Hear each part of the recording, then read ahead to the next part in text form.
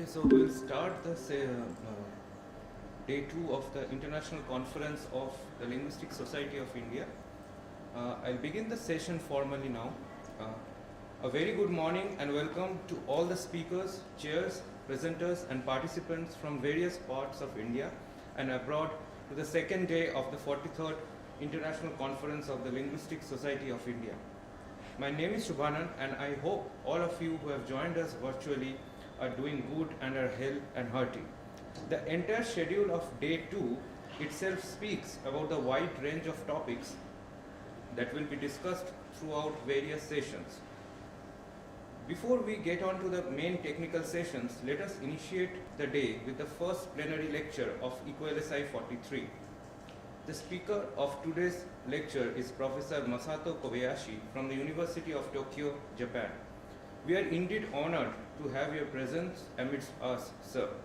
Professor Kobayashi will be speaking on Dravidian and Kurux-Malto, K past, what outlier languages tell us about Reconstruction. Professor Kobayashi did his master's in Sanskrit from the Kyoto University and later went on to complete his doctoral studies from the University of Pennsylvania on historical phonology of Old Indo-Aryan consonants.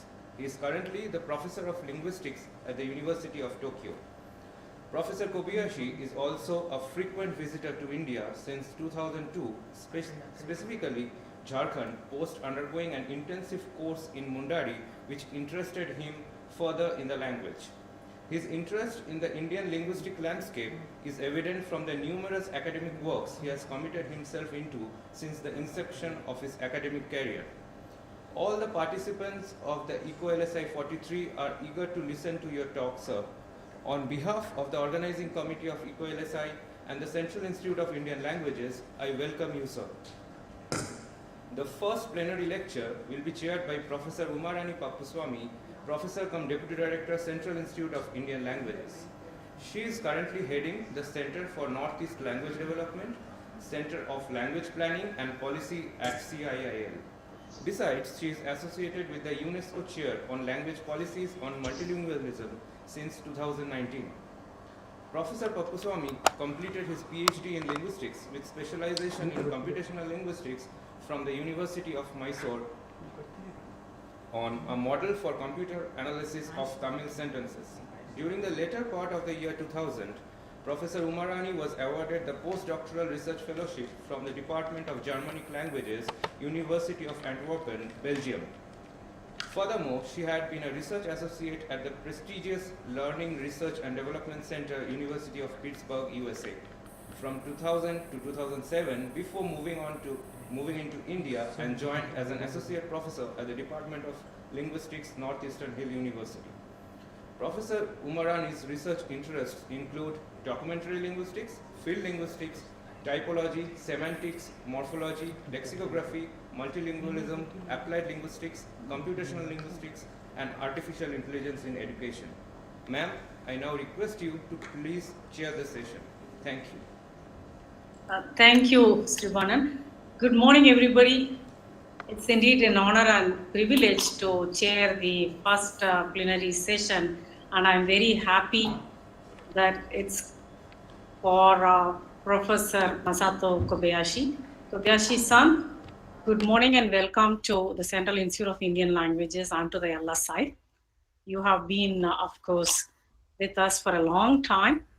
I believe this talk, which is titled Dravidian and the Kurux-Malto past, you are going to probably enlighten us very much into what these outlier languages have to tell about Reconstruction. I certainly believe that you have much more to say than what you have given us for the volume 8134 number of the Indian linguistics, where you gave us a paper on Reconstruction in Kurux-Malto, especially with reference to the verb suffixes. Now, I am also very keen to know what you have to say about the ka, especially with regard to past tense, with taking insights from Kurux-Malto.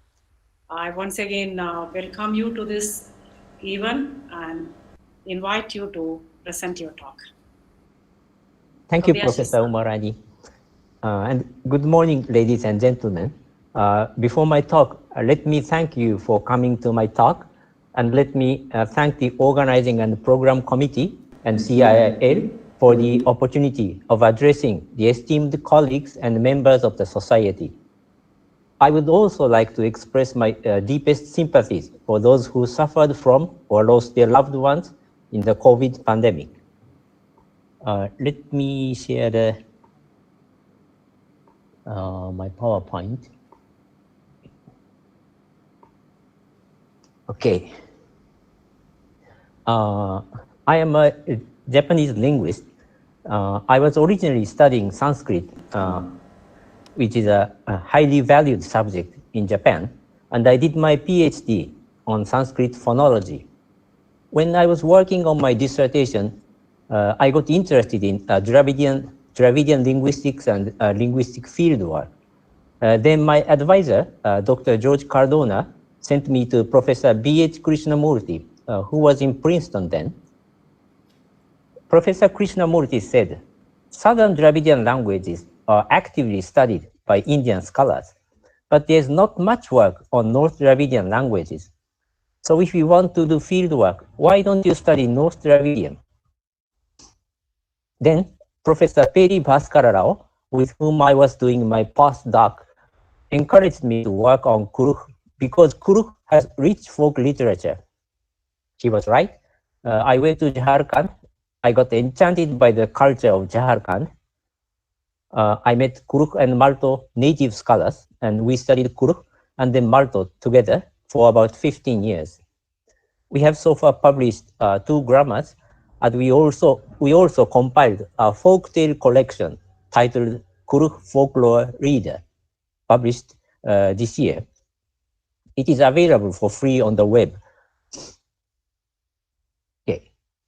Today I'm going to talk about the finite past of Kurux-Malto, formed with the suffix k, and what it means to the subgrouping of Dravidian. I would like to argue that this suffix k is not originally a past suffix, as has been assumed. Then I will try to find the trace of the original past inflection in Kurux-Malto. Then I will talk about the prehistory of Kurux-Malto speakers. And then I will end this talk by pointing out that Kurux-Malto are outlier members of the Dravidian family, but make significant contributions to the linguistic reconstruction of Proto-Dravidian. And these are the references I am going to cite in my talk. Okay, Kurux-Malto are Dravidian languages, and as the name North Dravidian indicates, they are spoken in the farthest northeast of all the Dravidian languages. Kurux is spoken mainly in the Indian states of Jharkhand, Chhattisgarh, and West Bengal by the Urans, who are a plains-dwelling agricultural community. Malto is spoken by the Paharia, who are also agriculturists settled in the hilly tracts in northeastern Jharkhand. Kurux and Malto are separated from each other by other languages, such as Mundari and Santali, and they are isolated from other Dravidian languages by several hundred kilometers. The population of the Urans is about 2 million, and about half of them speak Kurux. But despite the size and area of the community, the language is relatively homogeneous. The Malto-speaking community is much smaller, and there are only 100,000 speakers, but everyone, including children, speak Malto fluently. There is a big dialectal variation in Malto, and every village has its own dialect. On phonological and morphological grounds, we can classify them in at least 3 major dialects: North, Central, and Southern. Kurux and Malto share a little less than half of their basic vocabularies, such as Kurux Khan versus Malto Kanu, I. Kurux Kher versus Malto Keru, foul. Kurux Ukkias versus Malto Okia, he sat. In phonology, Kurux has aspirated consonants, even in inherited Dravidian words, while Malto has no aspirated consonants, even in loan words. In morphology, they are quite divergent. The morphology of Kurux is analytic. So, for example, verb forms such as the perfect, the subjunctive, and the negative are all two words in Kurux, while Malto has special inflectional paradigms for each. For example, if you say don't sit down, it is two words, amba okka in Kurux, but in Malto it is one word, okoma. In historical linguistics, we use the tree model to express the genealogical relationship of the sister languages. The top node represents the proto-language from which the daughter languages are assumed to have diverged. The intermediate nodes represent that the languages belonging to them share innovations such as morphological peculiarities or rare sound changes. And we should keep in mind that retention of an archaic feature is never considered as a criterion of subgrouping. In Dravidian linguistics, the best known tree is probably this one, given in Krishnamurti 2003. Krishnamurti followed Emeno 1962 and grouped Kurux and Malto together with Brahui on the grounds that the Proto-Dravidian velar stop K changed to uvular Q, and that these three languages form the finite past of a verb with the suffix K. However, McAlpin 2003 argued convincingly that Kurux H, Malto K, and Brahui H are not allophones of Proto-Dravidian K as previously considered, but reflect an independent Proto-Dravidian phoneme, Q, which merged with K in all other Dravidian languages.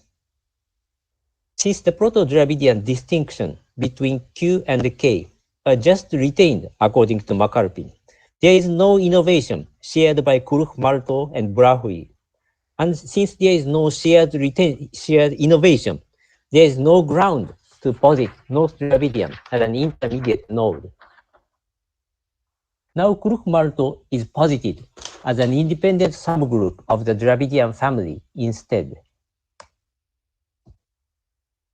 So I would like to assume that the Dravidian family has 5 subgroups: South Dravidian, which includes Tamil, Malayalam, Kannada, and South Central Dravidian, which includes Telugu, Gondi, and others.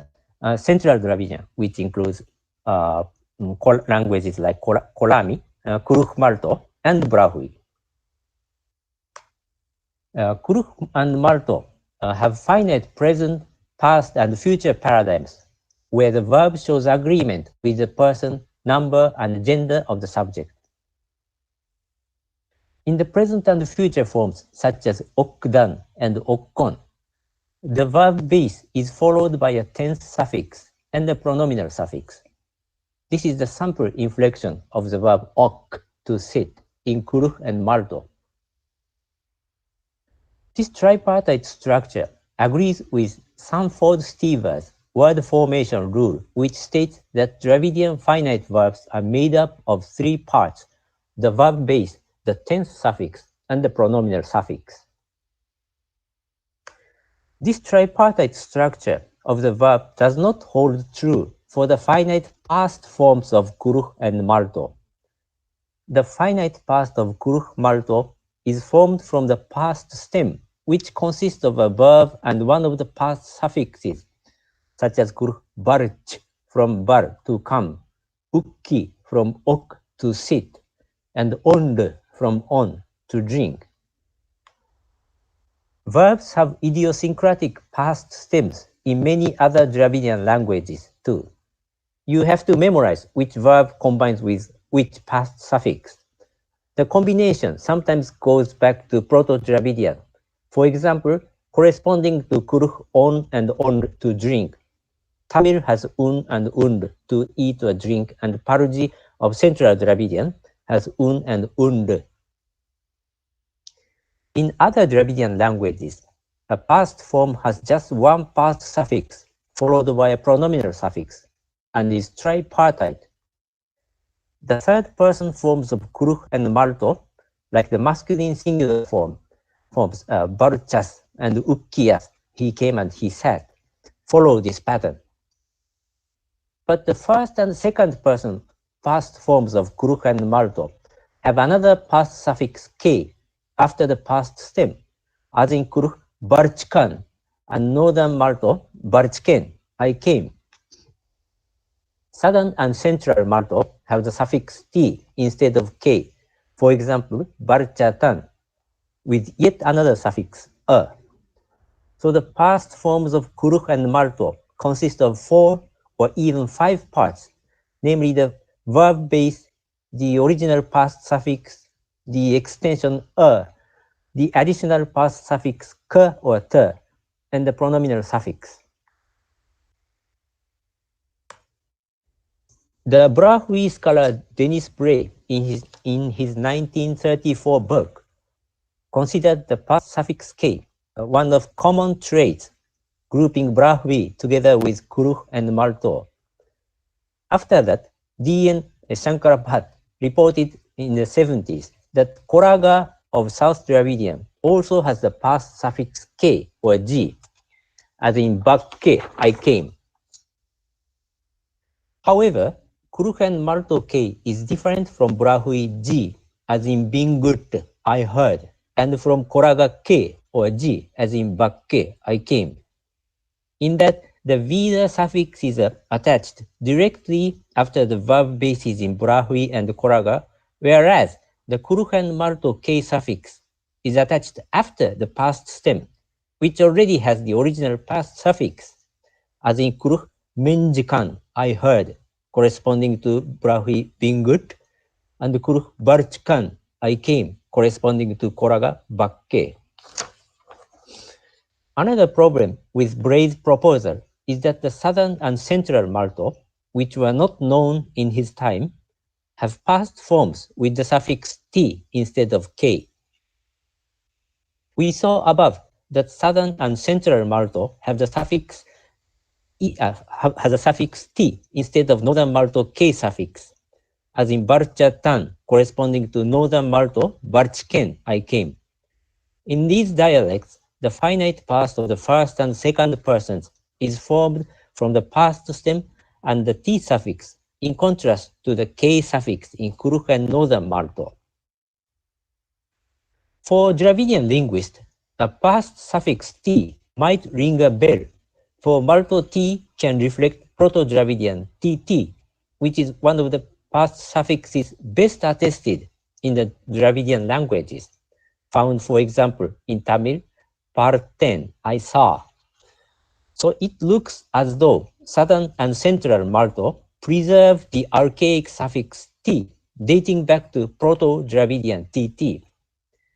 In other words, Proto-Kurux-Malto had the past suffix t, which is lost in Kurux and northern Malto, but is retained in southern and central Malto. However, is it possible to explain this t suffix as a retention of Proto-Dravidian tt?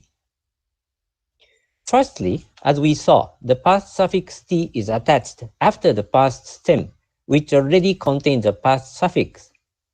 Secondly, and more seriously, if t is a retention of the Proto-Dravidian tt, we need to assume either that Kurux and northern Malto independently innovated the past with the same suffix k by coincidence, as in the left diagram, or alternatively, we need to assume that Kurux and northern Malto form a subgroup which branched off together from southern and central Malto.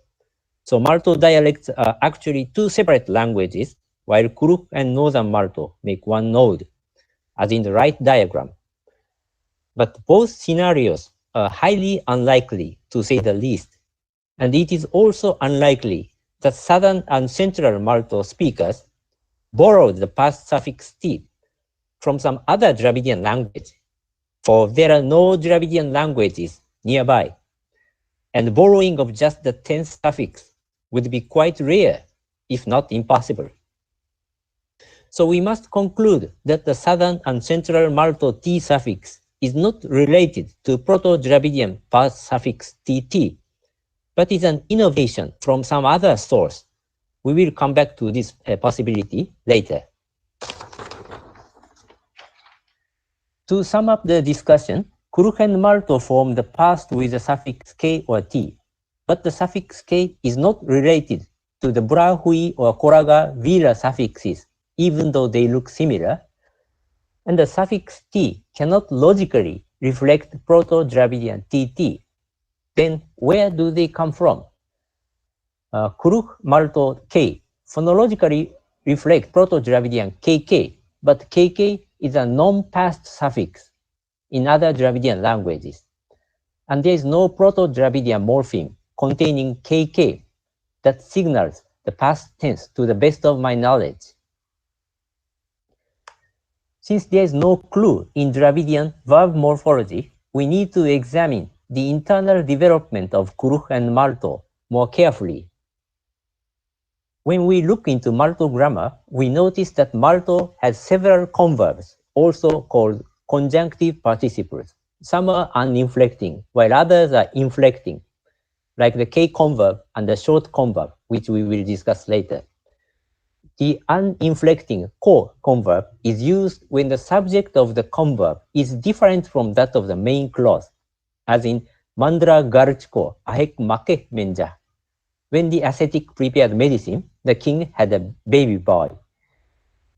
In contrast, when the converb and the main verb have the same subject, the inflecting K converb occurs, as in Engen Darchker Tanak Ochar. Having caught me, the policeman took me to the police station. Since the subject of the K converb is the same as the main verb, it looks as though the K converb shows redundant agreement. But that is not the case. The ko converb makes conditional or temporal clauses and is adverbial, while the K converb is appositional with the subject and is adjectival. And in Malto and in Dravidian in general, adjectives show agreement with the subject when used predicatively. This K converb of Malto is made of the past stem, the suffix K, and the pronominal suffix agreeing with the subject. Surprisingly, this K converb is identical with the finite past forms in the first and second persons in northern Malto. For example, etken, I got off, is the same as the converb etken, which means having gotten off I. Only in the third person, the forms are different, and the past forms do not have K, while the converbs have K. For example, etia, he got off, versus etke, having gotten off, he. As I just said, what is unique about this K converb is that it occurs only when the converb and the main verb share the subject.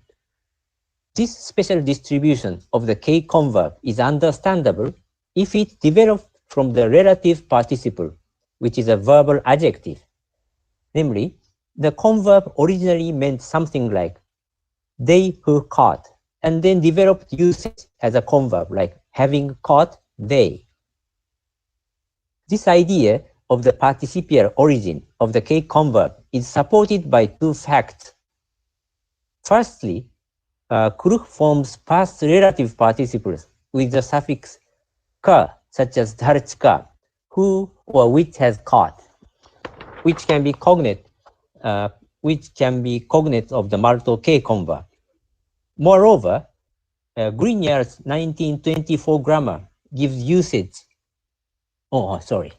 Moreover, Grignard's 1924 grammar gives usage of this past relative participle as a converb, even though it refers to a concurrent action, as in this example, Diba chichkas kuddas, he goes about giving money.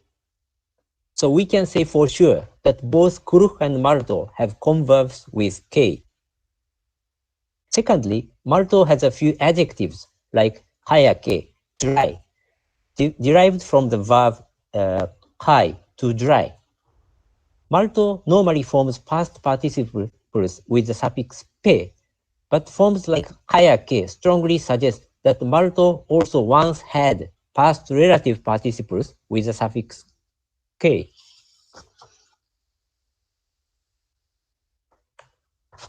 Since Kuruk and Malto have cognate forms, we can reconstruct a past relative participle with k for Proto-Kuruk-Malto, which first developed to Kuruk-Ka past participles and Malto k converts. Now, in many Dravidian languages, an adjective can take a pronominal suffix and function as a predicate without a copula, which is still true in Malto. And since a past participle is an adjective, an inflected past participle must also have functioned as a predicate by itself. If this predicative past participle with the suffix k and the pronominal suffix developed into the finite past forms in the first and second persons, we can explain the mysterious k in the past forms as a participle suffix. Predicative participles functionally overlap with the finite past. So there was probably some competition between the original past and the new past with the predicative k participle. Since the predicative participle is marked for the past more overtly with the past suffix and the k suffix, they gradually became unmarked predicative forms and took over the original finite past in the first and second persons in Kuruk and Northern Malto.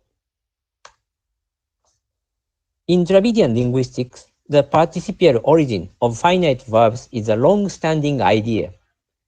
In Indo-European languages like Sanskrit, the personal endings look totally different from the personal pronouns. But Dravidian pronominal suffixes, as in Tamil, bear similarity with corresponding personal pronouns. So scholars such as Caldwell, Ramaswamy Iyer, Andronov, and Subramanian explain that Dravidian finite verbs developed from participles or participial nouns and pronominal suffixes. Finitization of adnominal participles and verbal nouns, often with pragmatic functions such as focus, is a cross-linguistically observed phenomenon. For example, the finite verb of modern Japanese developed from the adnominal form of Old Japanese. In the Dravidian languages, Emeno describes that Toda verbal nouns function as predicates in embedded clauses and cleft-like constructions, marking focus.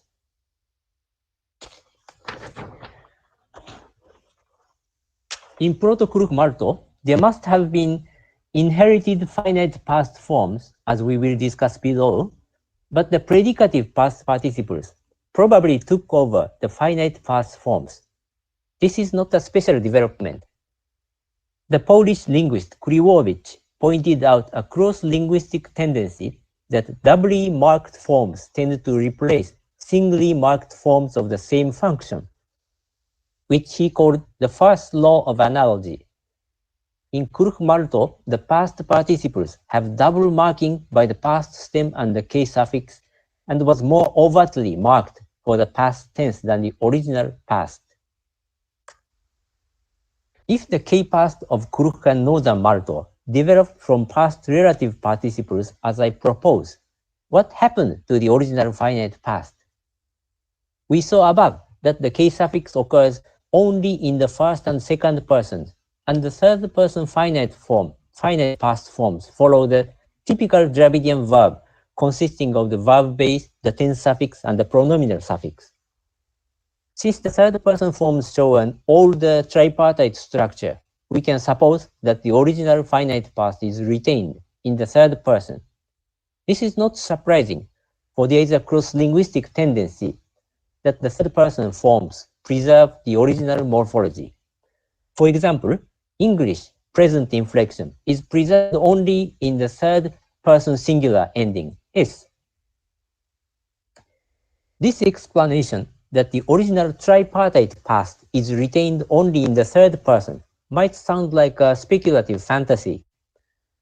But Southern and Central Malto have curious converbs which might support my explanation.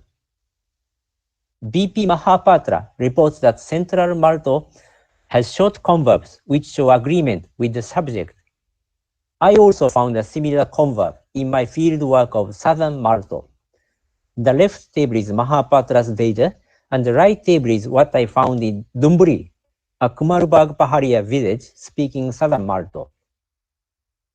As these paradigms show, there is no K suffix in the short converbs, and the forms of all the three persons consist of three parts: the verb-based tense suffix, which is fused here, and the pronominal suffix. Since these paradigms look like the past paradigms of other Dravidian languages, it is highly possible that they are relics of the original finite past inflection. Just the third person non-masculine form with E looks cognate with the converbs of other Dravidian languages such as Tamil, Telugu, and Parsi, which have E as a converb suffix. So the short converbs of Malto might be a hybrid paradigm of the original past forms and the converb in the third person. But if the short converbs were relics of the original finite past inflection, why were they replaced by the predicative K past relative participle?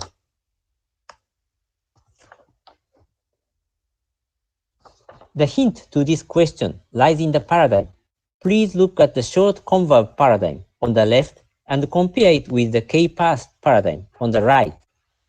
While the endings of the K past are the pronominal suffixes, which partly look like personal pronouns and are quite transparent, the endings of the short converb is mostly are and are indistinct from each other. But why are the short converbs so similar to each other? The most plausible reason is a sound change. When we compare Kurux-Malto words with other Dravidian languages, we notice that the final sonorants were lost in Kurux-Malto. For example, the word for mango, Kurux-Tatha, Malto Tatre, was probably a compound ending in kai, which means unripe fruit, as in Tamil, kai. The Kurux adjective pachba, aged, stricken in years, was also a compound ending in var, life, whose Malayalam reflex is varu. If final sonorants were lost by regular sound change in Kurux-Malto, most of the distinction among the original pronominal suffixes would have been lost, and the suffixes become either a or a. Since the original finite past forms became too similar with each other, they became dysfunctional and were taken over by more overtly marked forms, except in the third person.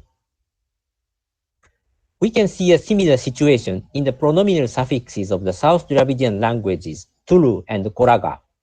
In these languages, the final sounds have dropped by sound change, and the distinction between pronominal suffixes is partly neutralized, just like in Malto short converbs. To sum up the origin of the K past of Kurux-Malto, the original past forms are tripartite. They are retained in Kurux-Malto only in the third person of the finite past paradigm.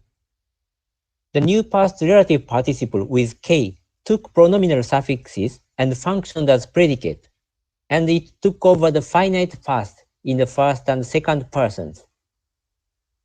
The first and second person forms of the original, this conforms to the general tendency of morphological change, according to Kuriowicz's fourth law of analogy. When a new form of the same function is introduced, the new form takes over the primary function, and the old form is restricted to its secondary function. Okay, so I argue that the first and second person forms of the original finite past, Dravidian original finite past, is retained in the short converb of Southern and Central Malto. Then you might think that the data of just one village is too scanty evidence for positing tripartite finite past for Proto-Kurux-Malto.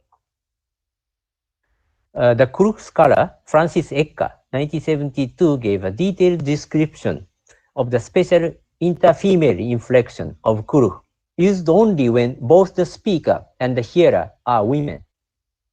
In the first person singular, the interfemale form for I came is barch-an instead of barch-kan. This form has no K suffix, and unless the glottal stop is a suffix, it is tripartite. If this interfemale inflection reflects the original morphology of Proto-Kurux-Malto, Kurux also has evidence of the tripartite first-person past form, and it supports our hypothesis that the finite past with the suffix K is an innovation in Kurux and Malto. Now, these developments are represented by the arrows in this flowchart. Proto-Kurux-Malto inherited 3 verb categories from Proto-Dravidian: the relative participle, the finite past, and the converb. They developed to the K past of Kurux and Northern Malto, the T past of Southern and Central Malto, the past relative participle of Kurux, and the K converb and the short converb of Malto. Now, we saw that the K past of Kurux and Malto does not date back to Proto-Dravidian, but is an internal development within Proto-Kurux-Malto. The next question is where the suffix K came from. The participles of other Dravidian languages, for example, Tamil Banda, who or which came, point to reconstructing the Proto-Dravidian relative participle suffix But Kurux and Malto past participial suffix is ka, as in barch ka, who or which came. The origin of this suffix, the origin of this suffix k is not discussed yet. I said that no Dravidian past form has the suffix k attached to a past stem, but there is an adjective suffix with k which extends adjectives, including relative participles, which include past relative participles. In Pengo and Kunda of South Central Dravidian, spoken in Odisha and Andhra Pradesh, when adjectives are used predicatively, they are extended with the suffix ak, followed by a pronominal suffix, as in punakang, I am new, from pun, new. In Pengo, this process also applies to forming participial nouns. The suffix aka or ka is attached to the past as well as present future stems. For example, batakang, I who came. This is structurally parallel to Kurux-Malto barchkan or barchken, past first singular, and I think K in these forms is reconstructed for Proto-Dravidian as a predicative adjective suffix.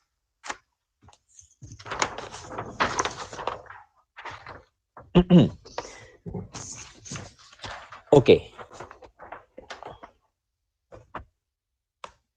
Now we have an answer to the origin of the suffix K, which forms the finite past of the first and second persons in Kurux and Northern Malto. Then the next question would be the origin of the suffix T in the past forms of Southern and Central Malto. These dialects have converbs with K, just as in Northern Malto, but the finite past is formed with the suffix T, as in Barchatan versus Northern Malto, Barchken, and Kudtan versus Northern Malto, Kudken. As we discussed, this suffix T cannot be a reflex of the Proto-Dravidian past suffix TT. Then, what is the origin of this T suffix? Among Malto morphemes, T is also found in the adjective suffix te, as in mechte, upper, from meche, above. In the same way as K derived a predicative relative participle, we can explain that te derived a verbal adjective, which was also used predicatively, and finally took over the original finite past in Southern and Central Malto. To sum up the discussion so far, a close examination of the K past and T past of Kurux and Malto revealed that they are internal development of the Kurux-Malto subgroup and do not have impact on the reconstruction of Dravidian verb morphology or on subgrouping based on the reconstruction. This reminds us of the often cited analogy of stars in a constellation. A language contains forms of different antiquity, just like stars in a constellation are actually far from each other, even though they look close to each other. In our case, Brahui, Koraga, and Kurux-Malto have the suffix k, but they may belong to different periods, despite their similarity.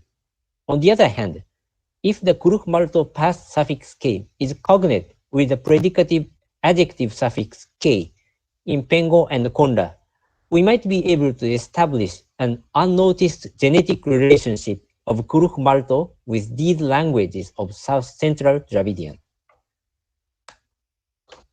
Lexical evidence also indicates that Kurux-Malto and South Central Dravidian, to which Pengo and Konda belong, are close to each other.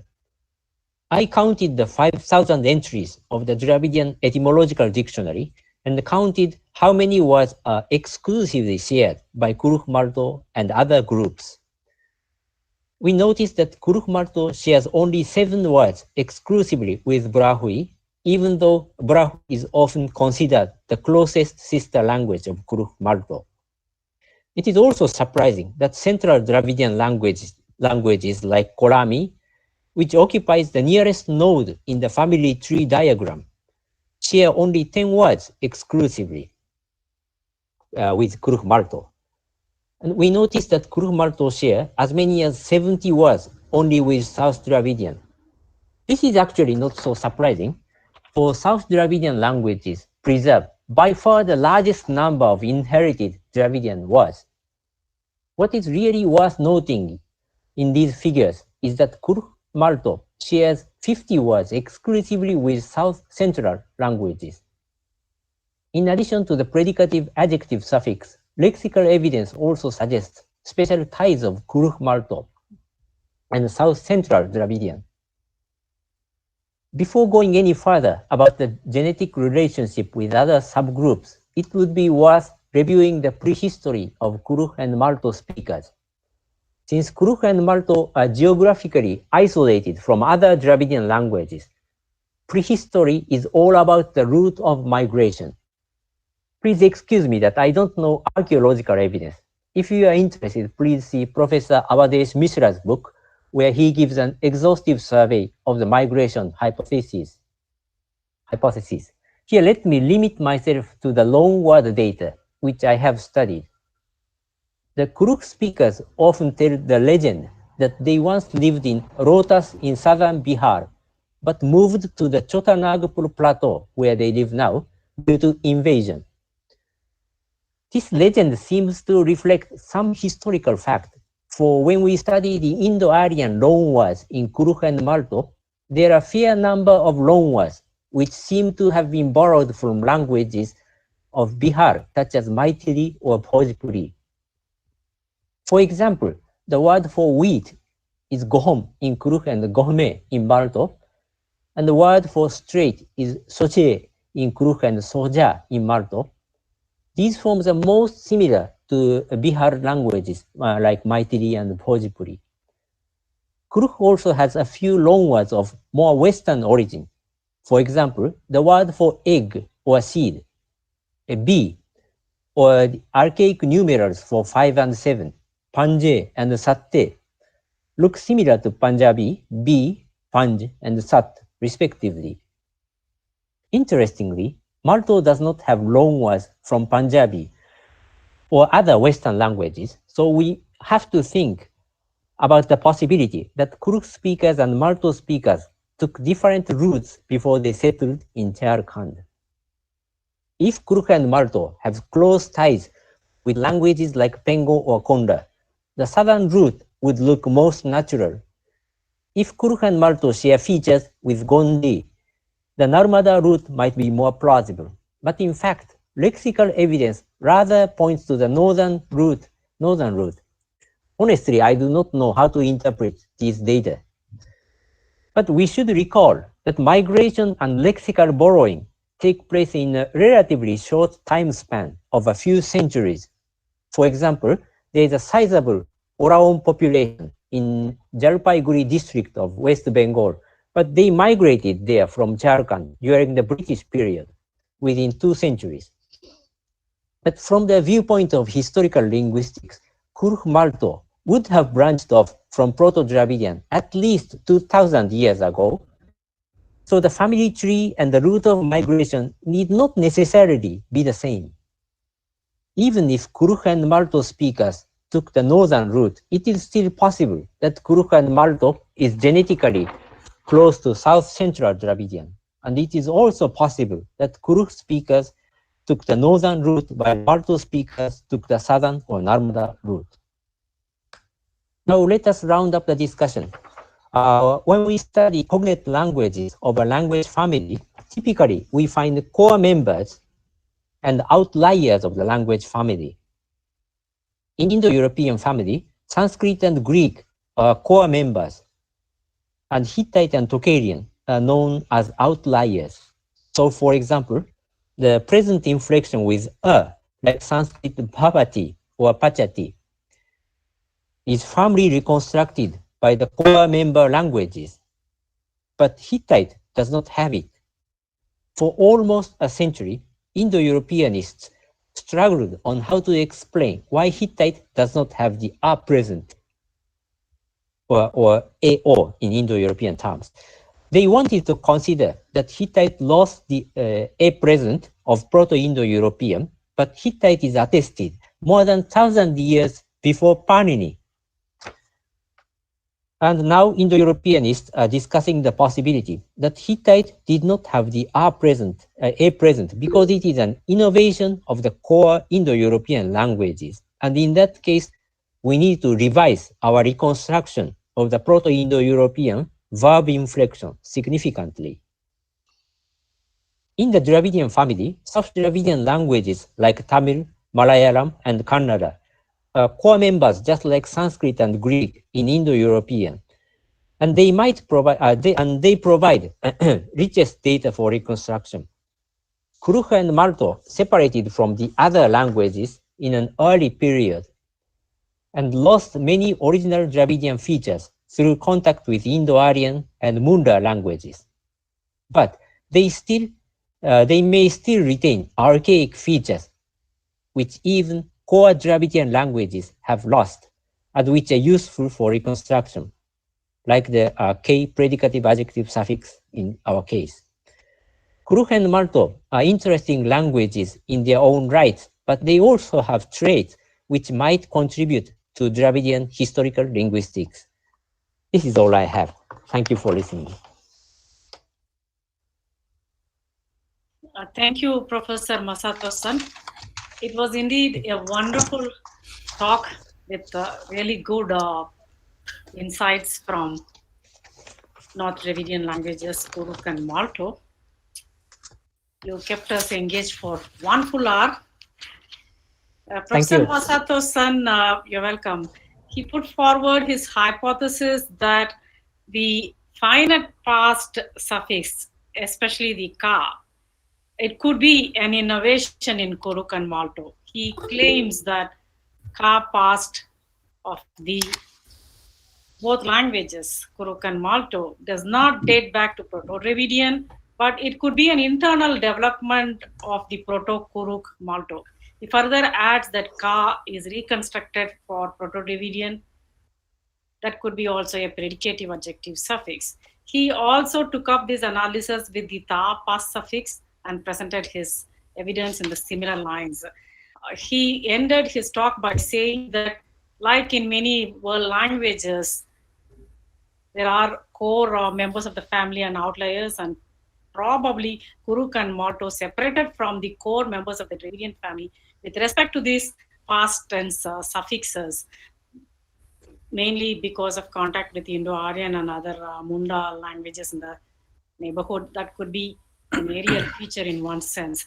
So these are the claims he makes, and now we have exactly 15 minutes for discussion. I would appreciate it very much if you interact with the speaker directly and also be brief in your comments so that others also get chances to raise questions or provide feedback.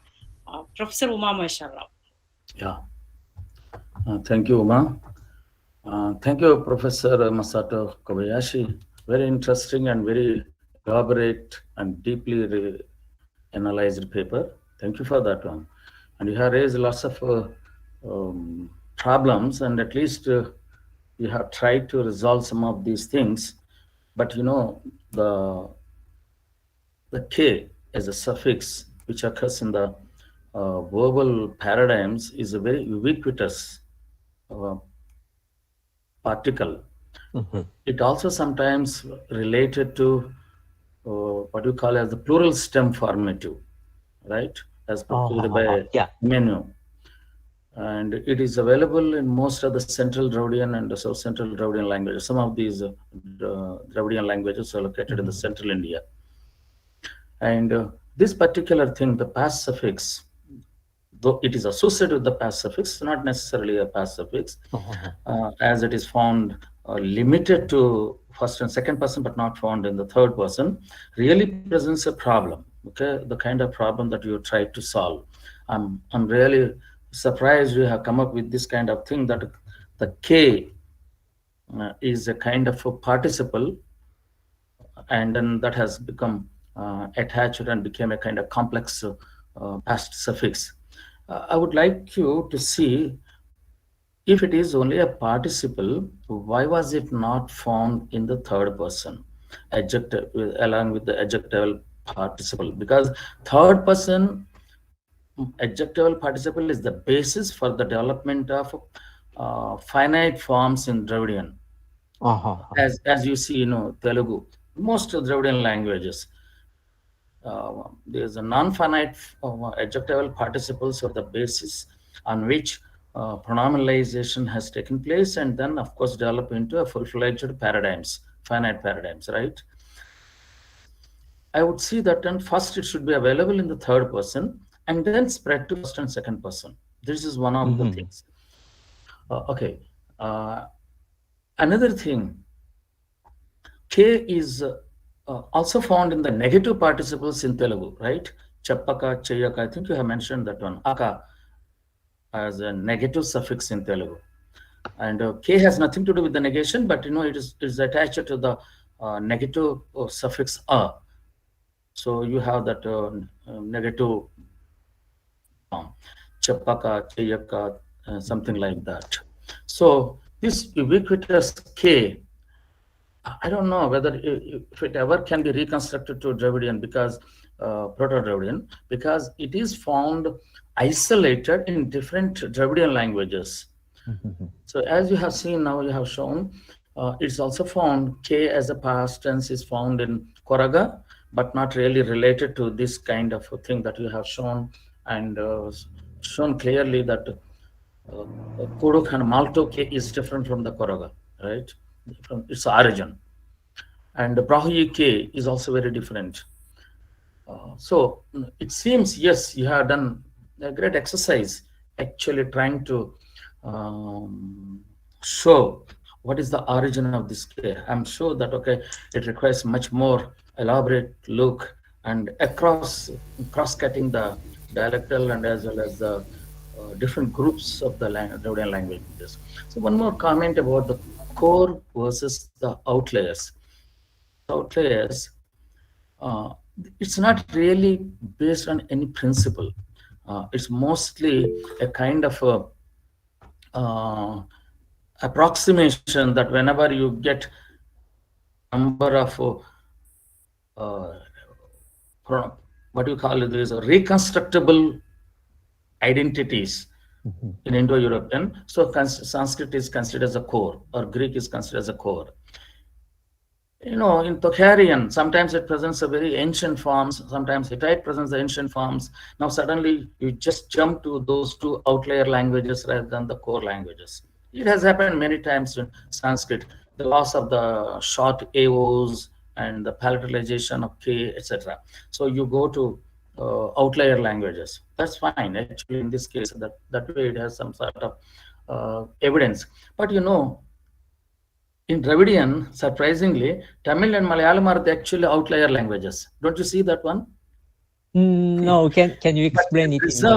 preserve a lot of vocabulary and also the Dravidian forms, because they are away from any other languages. But I consider Tamil and Malayalam have actually great substratum of non-Dravidian languages, totally extent. And why Tamil exhibits so much of variation, divergence in its morphology. Morphologically, like tripartite, gender distinction, and many similar other kinds of things. Tamil has diverged much more rather than Telugu and some other Central Dravidian languages in that, right? The gender distinction. So I consider this kind of thing, the outlier versus core is not really, maybe we need to study more to rely upon this kind of division. Okay. Thank you very much. Thank you. Next slide. Thank you very much for your kind problems involved in my proposal. So I have actually I have no I cannot answer all of them. But as for the K plurative stem formative suffix of South Central Dravidian languages, I think Sanford Steve is right in that maybe the plural K is incorporated in the verbal stem. Yeah, I think his theory, is worth considering. And as for the various functions of the Proto-Dravidian K, like it occurs in infinitive or in the optative, I would agree with Krishnamurti's idea that they developed from the non-past tense or imperfect aspect. But I really don't know why Koraga has a K for the past tense. For everything else is quite similar to Tulu. So that is a real mystery to me. And as for your comment that third person form and participles are quite similar, I agree with you. Like Kurux, imperfect participle ends in O, and third person future singular form is also O. So the third person and participle are the same in the future. And a similar situation is found in other Dravidian languages too. So maybe there is some link in the third person, maybe non-masculine and the participle. Yeah, but I don't know what it means. So I think that third person is the most frequently used inflectional form. So it preserves more archaic features. But the other explanation would also be possible. Yeah, as you suggested. So thank you very much, sir. Thank you. Amom Nandaraj. Yes, madam. Am I audible? Yes, please. Yes. Professor Masato Kobayashi, my concern is very simple, and I don't know whether my query is will be quite relevant to the entire presentation of yours. But my concern is about the morphology. I mean, as you gave some example from Pengo participle noun sort of thing, basically derived from verbal sort of thing where the past morpheme ka is available. So my question in this context is, how could the entire morphology be regarded as a noun? I mean, forget about the participle part, whether again the noun can again further get the kinds of inflection, whatever a noun can take. So I don't know whether participle noun, I mean, I'm talking about this particular term that you use in your presentation. Could you kindly clarify something about this? Yeah. Thank you for your comment. When I talked to Professor Dr. Sanford Stever about my proposal, he also gave a similar response, that you explained that Dravidian finite verb developed from participles, but maybe that idea is based on prejudice that Dravidian is in some way primitive. So yeah,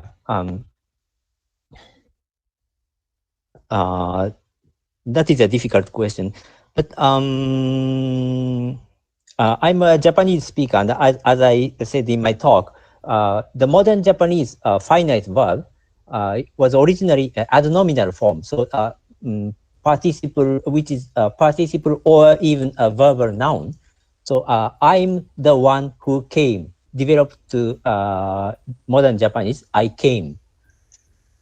So that kind of thing can happen in certain pragmatic contexts, like when certain focus or cleft-like construction. In cleft-like construction, I think it is possible that I am the one who came actually means I came. So yeah, that is my explanation. But as you pointed out, I understand that there's problems and things to explain. Thank you, sir. Thank you. Thank you very much.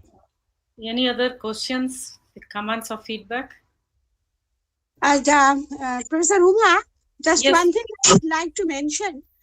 Since, as far as I have understood, first of all, I must thank Professor Masato Kobayashi for his thoughtful lecture on K past in Kurux-Malto, and he was trying to reconstruct the Proto stage. Now, so far as Umarani and Bengali is concerned, what I feel, and he mentioned, as far as I have understood, that participial form. From participial forms, he mentioned that the finite forms developed. Now, so far as Bangla or Bengali is concerned, I can say that the continuous aspect forms in Bangla, these have developed from participial form. But not the other one, that is the. And Sanskrit also, current like that, ant, in a participative form. Yeah.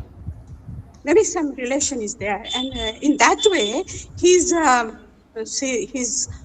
inference is quite relevant, what I think. Thank you very much.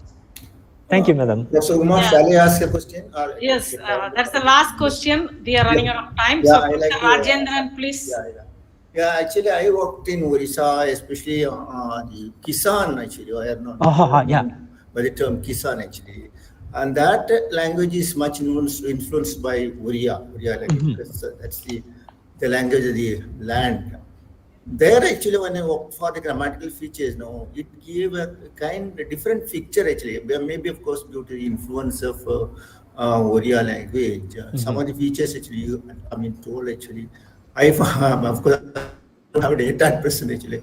I found, the features slightly vary. I don't know. Can you comment on that? Kisan of the Orissa. Yeah, I have only visited once northern Orissa Kisan village, and Uran friend with whom I went said he understood only half of what they are speaking. So, there is a significant dialectal variation between Kuruk and Kisan, and especially I was surprised that the inter-female inflection is used among men too. So, So by comparing Kuruk and Kisan, we might be able to infer what was the original state of Kuruk.